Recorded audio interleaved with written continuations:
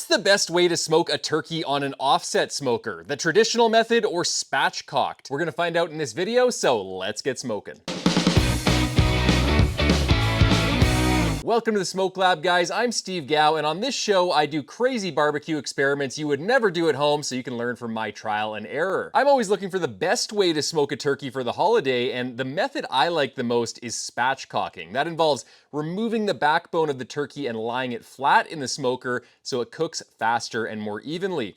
But to be honest, I've never tested it head-to-head with the traditional method where you just smoke the turkey whole, and I'm wondering whether one method is going to be more juicy, or maybe one method produces better skin than the other, so that's what we're gonna find out in this video. For this video, I'm using 2 butterball turkeys. I've smoked all kinds of turkeys, and I find I get the best results with these. This is the traditional turkey that I'll be smoking whole. I emptied out the chest cavity completely, and I'm injecting it with hot butter. Make sure the butter is very hot when you inject it, because as soon as it hits the inside of the turkey, it's going to solidify quickly because it's very cold inside there. Now I'm brushing the turkey with vegetable oil. Butter doesn't work very well on the outside because, like I said before, the butter tends to solidify almost instantly, which makes it much harder for the rub to stick to it, so I prefer oil. And after it's coated, I'm seasoning it with Spatchcock SPG. This is a great, well-balanced rub that's perfect for turkey. I'm coating it all over, and then I'm putting the legs back into the skin flap to hold them tight to the lower end of the breast. That lower pointy end of the breast cooks a lot faster than the thicker top end of the breast, so I find that having the thighs closer to that little pointy tip helps it cook slower and more evenly.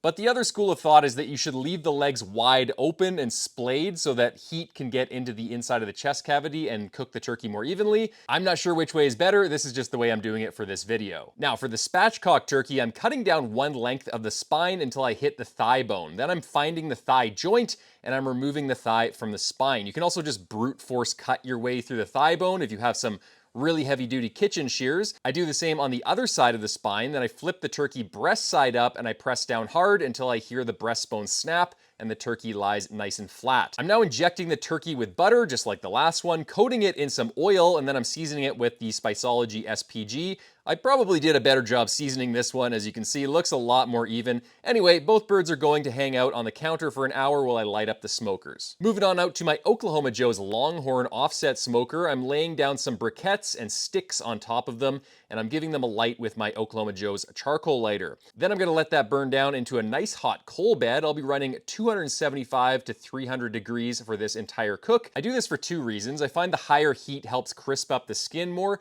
When I smoke turkeys at a low and slow temperature of around 225 to 250, I find that the skin gets really rubbery and sometimes even leathery, and I can't even bite through it. So I find the higher temperature really helps to crisp up the skin. The second reason is that it's really easy to get an over-smoked turkey, especially in an offset smoker that produces a ton of smoke. So on an offset smoker, I prefer a higher smoking temperature that gives off less smoke, so you just get a really nice balanced smoky bark on the turkey. Now the spatchcock turkey is going on the Longhorn with a large water pan in it, feet to the fire, and it's gonna get a smoke bath while I move over to my Highland offset smoker, which I'm going to place the whole turkey on. Again, feet to the fire with a large water pan. After an hour, I'm foiling the extremities of the spatchcock turkey, namely the drum ends and the wings, so they don't get burnt up. And I'm doing the same with the whole turkey, but I'm also foiling the tip of the breast, which, as I said before, tends to cook a lot faster and dry out, so I really want to protect it with that foil.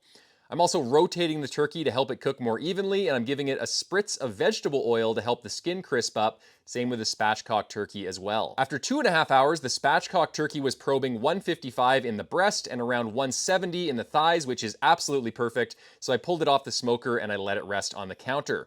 Unfortunately, at this time, the whole turkey was probing 165 in the breast, which is a lot higher than I usually like, but the interior of the breast was only 130, so the turkey was cooking really unevenly, which is a big problem with this method. So I continued to rotate it every so often until the internal temperature got to at least 155 everywhere I probed, even if that meant taking the outer area of the breast above 165, which is where it usually really starts to dry out. Quick note about turkey temperatures: you do not have to take your turkey meat to 165 in order for it to be considered food safe. According to the USDA guidelines on meat and poultry products, killing bacteria in meat is a function of time as well as temperature. So for example, if you take the breast meat up to 155 internal and hold it there for at least 1 minute, which is very easy to do because of carryover cooking, That is just as effective at killing bacteria as if you took the turkey internal temperature up to 165. So don't take your turkey breast up to 165, take it up to 155. It'll be much juicier. And as for your thigh meat and your drumstick meat, I tend to like taking it above 165, usually between 170, 180, as high as 185.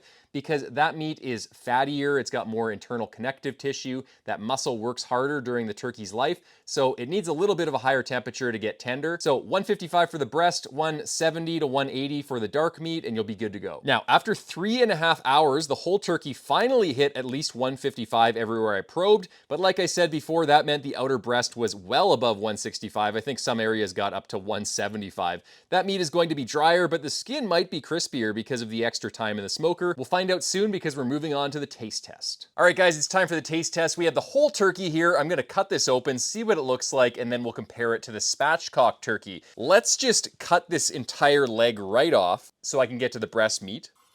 All right, so that's one entire leg done. And now we're going to cut into the breast meat. So what I like to do is just start on one side of the breastbone and then work my way down the breastbone while I'm pulling it out and just moving along the side of the rib cage. So there we go. That is my favorite part of the turkey, and it's looking super crispy and it's looking nice and smoky. It's got some nice dark bark. As for the meat, it's actually looking really juicy. So let's cut into this breast here. And I'll give you guys a look at one of the slices. That is looking really, really tender, really, really juicy. Let's see how it tastes. Really good. The skin is really crispy, it's smoky, and even though I took the internal temperature a little bit higher, especially in the outer portions of the breast, it's still really juicy, and I attribute that to the butterball turkeys. Every time I get a butterball turkey, they're just phenomenal, and even if I take it a bit too high in temperature, it still turns out juicy.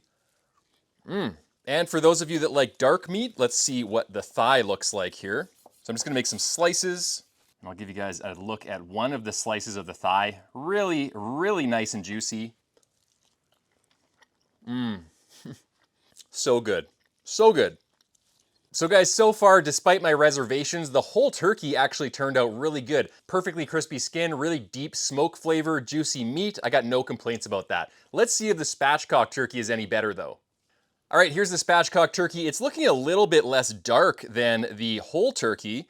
Let's start by cutting off one of these breasts.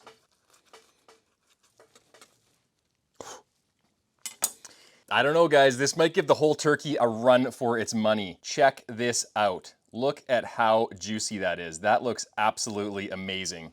So just visually, it looks juicier up to this point. So let's see what it actually tastes like. Give these guys some slices. All right, let's take a look at this slice. Wow, that looks super juicy. I'm squeezing it together a little bit and juice is just pouring out of it. 100% better. The whole turkey was good, but this is actually a lot better. It's super juicy, it's buttery, it's got a way better texture, it's got way more moisture in it than the whole turkey had, so I'm thinking this spatchcock method is the way to go right now. Let's take a look at the thigh meat though. Okay, here is the thigh meat. It looks super juicy. Oh man, that's so good. Guys, if you serve this up for the holidays, this is gonna blow your family away. This is so juicy. The only downside I would say about the spatchcock turkey is that the skin is not as crispy as the whole turkey. Because we cooked the whole turkey a little bit longer, because we had to get the internal temperature up to a food safe temperature, it gave the skin a little bit more time to crisp up. And the spatchcock turkey doesn't have as crispy skin, but the tenderness and the flavor and the texture of the meat more than makes up for it. And because the spatchcock turkey cooked so evenly throughout that entire cook, we were able to get all the temperatures up to 155 almost at the same time with a little bit of tweaking. I had to move the bird around a couple times and cook the underside. You guys saw me move it right up to the water pan to force air underneath.